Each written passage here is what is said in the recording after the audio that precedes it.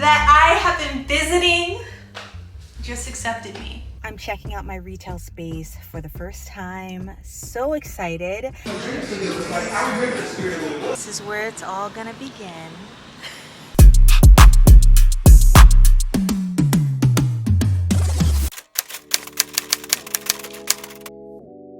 When you're in a season of change, sometimes it can make you feel off balance. You're trying new things, meeting new people, succeeding and failing at everything, and it's frightening, yet exciting. I feel like that too. But I try to remember you've been becoming this version of you your entire life. You're ready and exactly where you are supposed to be. Today is June 15th and we've had a hiccup. I ordered a POS system from Square. Well, really, I ordered it from Best Buy, which is behind me. And Best Buy was having a sale. I said, oh, this is great. A few dollars off. Let me get it. It's the wrong one. It's the wrong one for the iPad that I have. It is Lightning instead of USB-C. So I have now to return it. I don't know why I said that like that. This is the POS system that I'm going with, the Square stand. The reason why I want to go through Best Buy is because the shipping is way faster. It's going to take 3 to 5 weeks for them to even ship it out from Square. But it turns out I can't really find the USB-C one anywhere. So it's just what I'm going to have to do. So now I'm headed there to return, and then I have to go to an event. My first beauty event in Kansas City. I'll take you with me.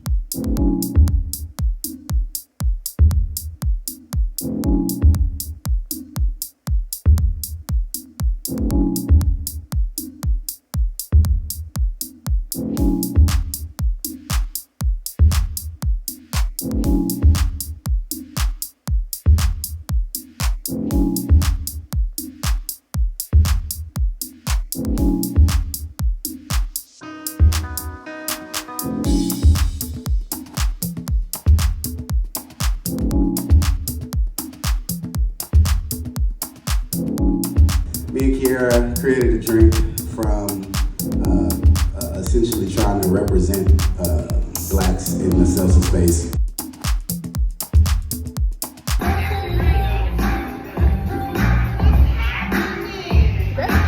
You like it? Yeah, I do. He's got another one called Breakfast.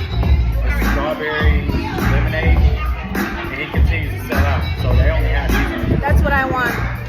Introduce myself. I am Dr. Chelsea M., owner of KC Black Owned, where we help Black entrepreneurs create generational wealth, and we help consumers diversify their shopping with Black entrepreneurs. Tonight, we're here for Black Futures. Black Futures is our little shindig where we highlight different industries, and tonight we're highlighting one that we often don't talk about unless we're there in the chair or on the table. I'm in school right now to become an esthetician on this journey, so like you coming in here to learn, I too am up here ready to learn from Keisha and Merv, so I hope you guys are ready to find some things to learn about. Most people, if they're wanting a facial, typically don't know where to start. So they come because they know they might have some concern. I deal primarily with ethnic skin, so their main concern is hyperpigmentation, but no sunscreen. So, most of the time you grow black on crack, we're not using sunscreen. And so I work for a sunscreen company, and I just try to give them the knowledge like, hey, you actually do need sunscreen. On social media, and that's the biggest. Or I can just get on social media, go and do some reels, and I'll be golden. No, people still don't know who you are. They gotta know. They gotta understand who you are as a person. So it was times when I was building my clientele. I was at the St. Patrick's Day parade, passing out cards. I was on UMKC campus putting up flyers. I was at all the network events that has nothing to do with barbering, but I'm out talking to people, getting to know them, telling them who I am, what I do. That's how I built my clientele.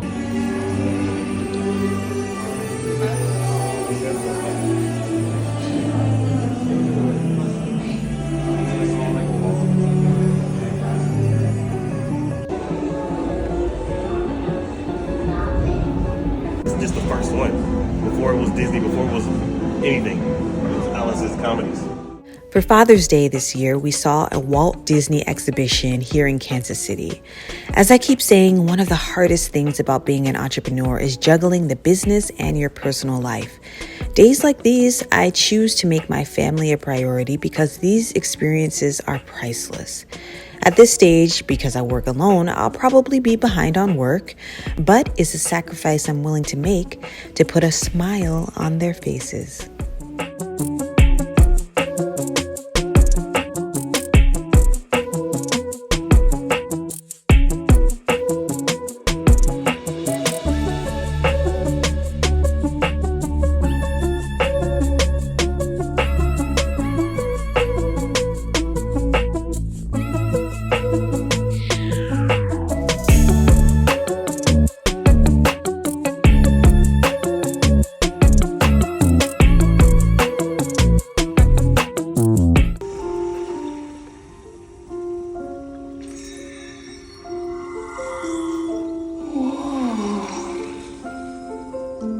Today is June 17th, 2024, and the tasks, the places to be just don't stop.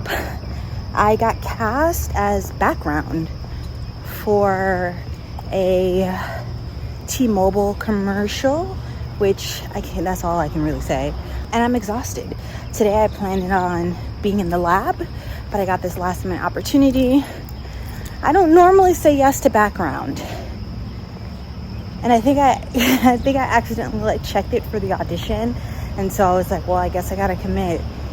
But it's gonna be a long day. I'm just checking in because yes, I'm still acting. But I am slowly realizing that there does need to be a shift in my priorities. You guys see the trailer right there? The whole crew is prepping. That must be an actor walking with their wardrobe.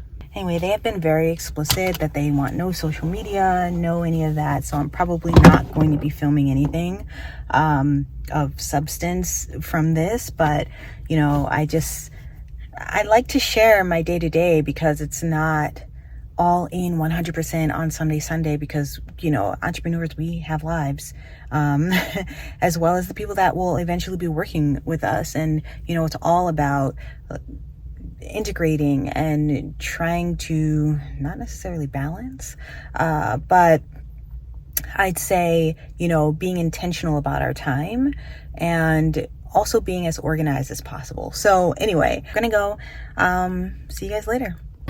Great morning, everyone. I am on set today, all day, probably 8 to 10 hours,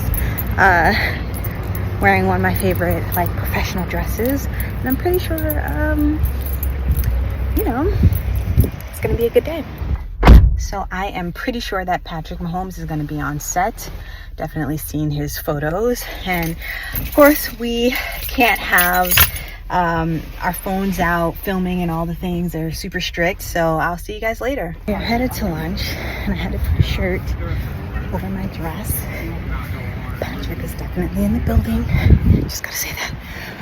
And everyone's excited, but I've been here since 8. We haven't started yet, and the day is done. It was like the full 8 hours. We did have a lunch, which was awesome. Patrick was in there. We got let go before another group did. So not only was I not the first to get here, at least there was a 6 a.m. group, I also am not the last. So it's a good day. Full 8 hours plus lunch. Got to see, Patrick do his thing, which was really fun, as always. And I think this is my 3rd commercial with him. And this one I'm background, so no lines, you won't even see me, but I still get paid, and I got to meet someone really, really cool. So yeah, some old time friends. Good thing, turning everything into lemonade, right? I'm gonna go to this event. Remember I told you guys that I am head of marketing and strategy for FiredUp Studios? Well, we have been prepping, and all of the social media efforts have gone into city entrepreneurs. I'm sorry, my brain is so fogged up. City entrepreneurs launch event for their interview series. It's like a podcast interview series. I will link it down below because by the time this comes out, a couple episodes should be out, I believe. But anyway, we have an event for a couple hours. I'm gonna go, and yeah, I'm excited. The people are showing up. Let's do this.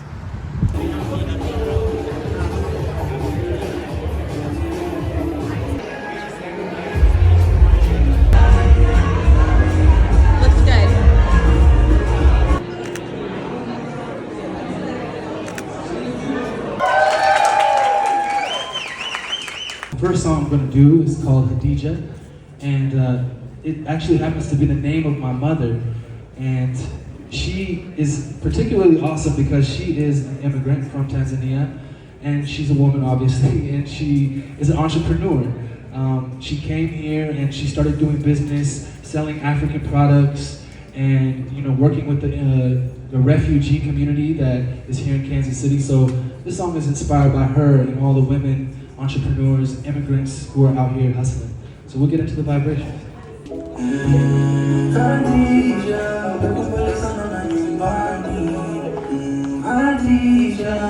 So I don't want to take too much of this thunder, but the man of the hour, the reason we're all here, Zeke! Thank you guys for being here. You guys are looking amazing today. You're looking fabulous. So when I moved here from California, when I was 13 and went to college, high school and college, got my electrical engineering degree, I'm like, okay, so now what, right? During school, people would get part-time jobs. I would help people with their products by writing code. 2 years after I graduated, my business partner and I, Ready My DOS, we had our first exit. So the first company 2 years after we graduated. And I did, while I was interning at Burns & Mac, right? So the driving factor for me is that's the only way I kind of know. And if you speak to my wife, she doesn't see me any other way. I would say for me, I think two things. One, I couldn't find a job. Secondly, though, I had a passion for storytelling right from college. I started FiredUp Casey when I was at Young Casey. I mean, a lot of people told me that you couldn't, make a living telling stories. I'm like, oh, what? So it was more of being able to showcase that in Kansas City alone, there is not, when it comes to real life storytelling entrepreneurs, it doesn't really exist. Showcasing someone that truly needs to entrepreneur in Kansas City.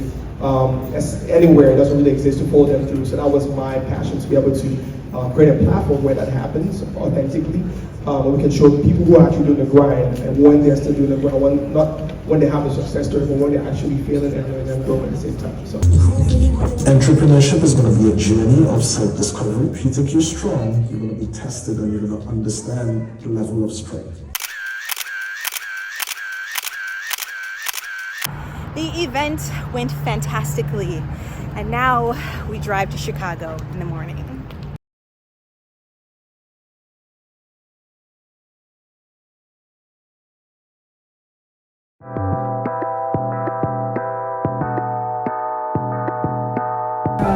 Noire is a nonprofit dedicated to closing the quality of life gap in cities. So that means we want a more equitable and prosperous future for all in an inclusive way.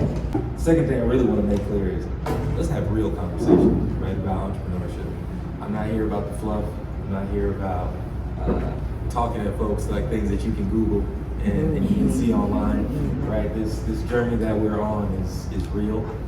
It is super difficult. You will cry a lot more. You'll be a lot angrier than you've ever been. You'll be frustrated, and then you'll have joy and elation like you've never experienced other than getting married and having kids, right? So the shit is real, and I don't sugarcoat it because I felt all of it. I think I've been in more lawsuits than most people. So it's hard, right? And it's thankless, but we do it because we love it, right? We do it because we're a little crazy. Got a little something wrong with us. That's why, Jesse would say some of these things, but hey, it is what it is. I want to get into just straight Dane. How would you define it? What does it mean to you? Because you got a brand that's CEO. You are the epitome of being a CEO, and I think people got it a little confused. So break down in your mind what that means and what it is. Well, being a CEO just really means being a boss.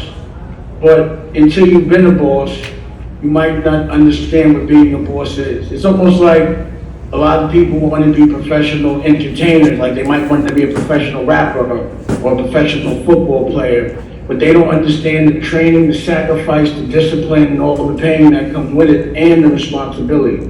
So, I guess being a boss, if I could put it into the most realistic words that people can understand, imagine being the father of a household, and every decision that you make affects every single person in the house, and everybody looks to you for leadership. And when the people that you love in that house feel pain, you feel more. It's your job to protect them. They have to eat first. They have to get clothes first. You have to make sure that you actually care more about others than you do yourself. It also means that you'll be paying people. And it means when you're paying people, you might not be making the money back. It also means that, there's two kinds of CEOs. There's a founder that will put together something based on their point of view, build it for years, do something that no one's done, inspire people to, get behind them, even though they haven't had any success at all, and fight, lose.